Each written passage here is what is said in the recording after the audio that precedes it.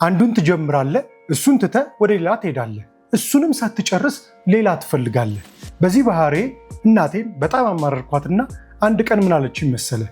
አሬ እኔ ልጅ ለጸሎት እንኳን አልመች አልከኝ እኮ የያዘውን ነገር ባርክለት፣ ያሰበውን አሳካለት ብዬ ቀና ስል አንተ ቦታ ቀይረሃል፣ በየት በኩል ይባርክ ያለችኝን አረሳው።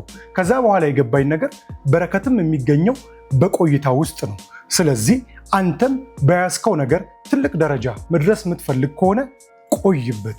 ይህን ባህሪን ደግሞ እስከ መጨረሻው ማጥፋት ከፈለግ ያዘጋጀሁት አንድ ቆንጆ ፕሮግራም አለ።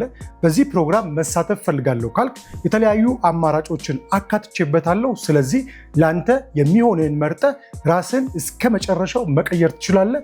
ይህንን ፕሮግራም ለመሳተፍ ቴሌግራም ላይ ብቻ በታች በተቀመጠው ስልክ ቁጥር ስልጠናውን ወይም ፕሮግራሙን መሳተፍ ፈልጋለሁ ብለህ ላክልን። በቀጥታ ወደ ፕሮግራሙ ተቀላቅለህ ራስን እስከ መጨረሻው መቀየር ትችላለህ።